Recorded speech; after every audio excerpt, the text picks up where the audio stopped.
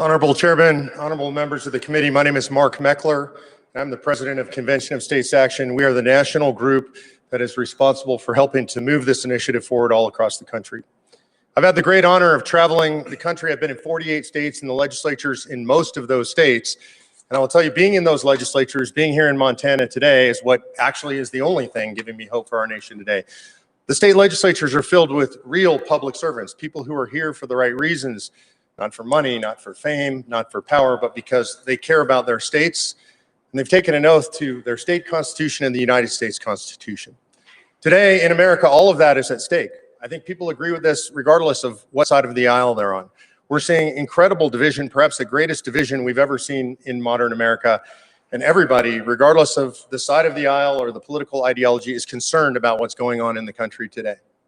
I'm here to tell you that the only solution that I'm aware of today in the United States of America that can solve the big problems facing our country is Article 5. Our problem is we're so divided as a nation, and we do everything or so many things in Washington, D.C. Roughly 60 to 65% of your state budget is controlled in Washington, D.C. And with a divided nation, what that means is roughly 50% of us are always angry about what's going on in Washington, D.C. The founders had a solution for this. They called it Article 5. The founders told us back in 1787 that if we got to the point where we felt like the federal government was doing too much, was too involved, was too tyrannical, not by party, but by institution in Washington, D.C., that we should call an Article 5 convention and we should take our power back. We should return it to the states. People are concerned, and rightly concerned, that we live in a nation where people don't really like each other, but the true history of our country is we haven't always really liked each other. In 1787, we joined together because we fought a common foe, but you move forward through history, we fought a civil war, we've always disliked and distrusted each other between states, and the only thing that made it work is that we had a federal government that was designed to do a limited amount of enumerated things, the things that we believed that we had to do together in a dangerous world to be successful as a nation. Today, the federal government has far exceeded those bounds. And regardless of party, we are frustrated by Washington, D.C. But we do have the power, you have the power to do something extraordinary. You, as state legislators, are extraordinarily imbued with power. You're not told this when you get your orientation here, but you are the only people in the federal government with the power to call a convention, to propose amendments, and to ratify those amendments, thereby restructuring the United States government and bringing the power back to the people in the states. Why you? Why were state legislators given this power? And I think the answer is obvious when you look at history, because those who served in the convention in 1787 were state legislators. They served in state legislatures, colonial legislatures. They served on town councils and county boards. So why did the founders give them the power? Why them and not somebody in Congress? And the reason is because the founders didn't trust you any more than they trusted people who would be in Congress. They understood human frailty and human flaws and human nature better than almost anybody. What they did is they trusted people more who were close to the people that they governed.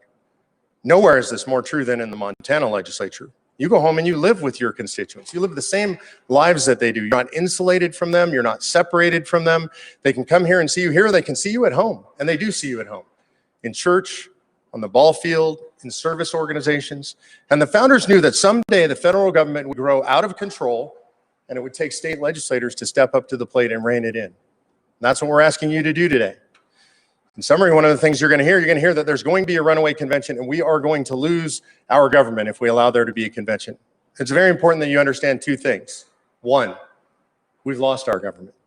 If you think you have any control over what goes on in Washington, D.C. today, the control is the other way around. They control us as individuals, and they control your state, 60 to 65% of your budget. Number two, and equally important, the idea of a runaway convention is a fallacy. It's actually a fallacy that was invented in the 1970s by the radical left to stop conservatives who were trying to do important things to limit the growth of federal government. And you don't have to believe me. This is all on our website. Read David Horowitz's article about this. He's the great scholar of the American left. It's also important to remember who supports this and who doesn't support this, because sometimes I can't know the politics of everything, so I just look to who supports it. Every major conservative figure in the United States of America who's commented on this, all the talking heads, Limbaugh, Levin, Shapiro, Hannity, are all in favor. All the scholars, Randy Barnett, Robbie George, and right here from Montana, Rob Nadelson. And on the other side is frankly every radical left-wing group in America signed a press release approximately 4 years ago against Convention of States. So I'll close with that. The idea is that you have to choose a side at this point. And you have to make your choice between Montana or the federal government in Washington, D.C. I'm here to tell you that I choose Montana, and I hope that you will choose to support SJR 2. Thank you for your time.